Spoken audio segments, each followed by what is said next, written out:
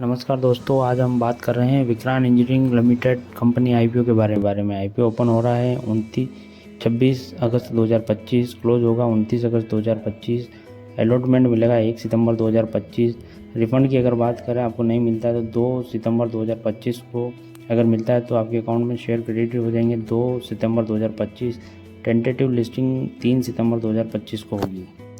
Face value की बात करें तो 1 रुपये पर शेयर रहने वाला है। इशू बैंड की बात करें तो 92 रुपये से लेकर 97 रुपये पर शेयर रहने वाला है। लोट साइज़ में एक लोट में 48 शेयर 14,356 रुपये के।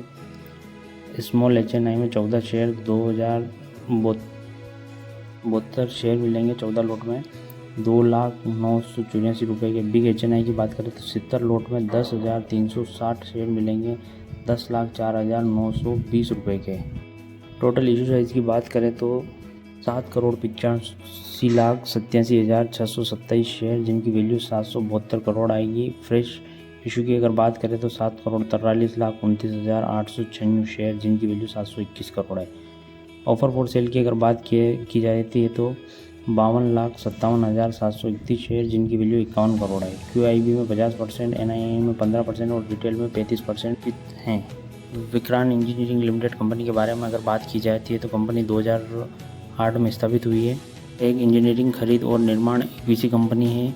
कंपनी की परियोजनाओं में भूमिगत जल वितरण और सतही निष्कर्षण, ओवरहेड टैंक और वितरण नेटवर्क शामिल हैं। इस सेक्टर की अगर बात की जाए तो पावर ट्रांसमिशन एंड डिस्ट्रीब्यूशन के लिए 400 kV तक के अतिरिक्त उच्च वोल्टेज सब स्टेशनों और व्यापक विद्युत वितरण समाधानों में विशेषज्ञता है। वाटर इंफ्रास्ट्रक्चर की बात करें तो भूमिगत जल वितरण, सतही जल निष्कर्षण, ओवरहेड टैंक और डिस्ट्रीब्यूशन नेटवर्क से संबंधित परियोजना में इंगेज है कंपनी। रेलवे इंफ्रास्ट्रक्चर की बात की जाए तो देखिए, जो भी प्रोजेक्ट हैं उनमें इनकी सर्विस प्रोवाइड करती है कंपनी। कंपनी की सोलर एनर्जी में प्रेजेंस है EPC वर्क के लिए। कंपनी 30 जून 2025 तक कंपनी ने 14 राज्य में 45 परियोजनाओं को पूरी कर ली है, जिनकी total expenses contract value 19.199 million रुपए हैं। 30 जून 2025 तक कंपनी के पास 16 राज्यों में 44 परियोजनाएं शामिल हैं, जिनका कुल ऑर्डर 51,202.07 मिलियन हैं, जिसमें से ऑर्डर बुक 24,424.39 मिलियन की है।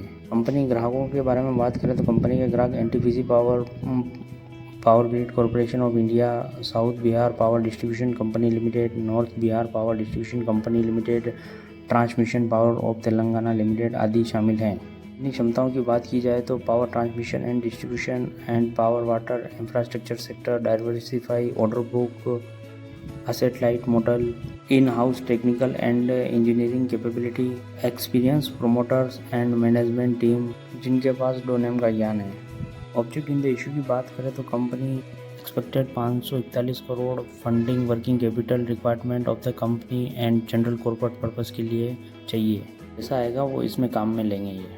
कंपनी प्रमोटर की बात करें तो राकेश अशोक मरखेटकर, अविनाश मरखेटकर, नकुल मरखेटकर तीनों हैं। कंपनी फाइनेंशियल्स की बात करें तो पिछले 3 साल का डाटा अपने पास है। 31 मार्च 2023, 31 मार्च 2024 और 31 मार्च 2025। असेट की बात की जाए तो 31 मार्च 2024 को 959.69 करोड़ थी, जो बढ़कर 1,354.68 करोड़। टोटल इनकम की बात करें तो 791.44 करोड़ थी, जिसमें बढ़कर 922.36 करोड़ हो गई। प्रॉफिट आफ्टर टैक्स की अगर बात करें तो 74.83 करोड़ था, जो बढ़कर 77.82 करोड़ हो गया। इबिट्टा मार्जिन की बात करें तो 133.30 था, जो बढ़कर 160.24 हो गया 2025 तक। नेटवर्थ में काफ़ी बड़ा उछाल आया है।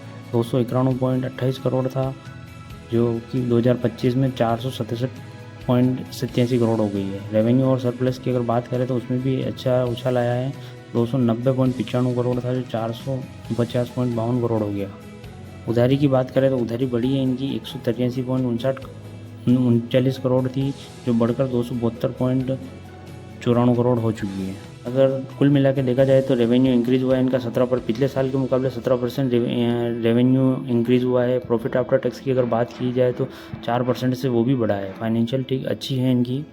मार्केट कैपिटलाइजेशन की अगर बात करें 31 मार्च 2025 के अनुसार तो RO 16.63%, ROC 23.34%, debt to equity ratio 0.58%, RONW 63%, PAT margin 8.44%, EBITDA margin 17.50%, price to book value 3.81 rupees हैं। अब बात करते हैं कंपनी के पीयर ग्रुप कंपैरिजन के बारे में।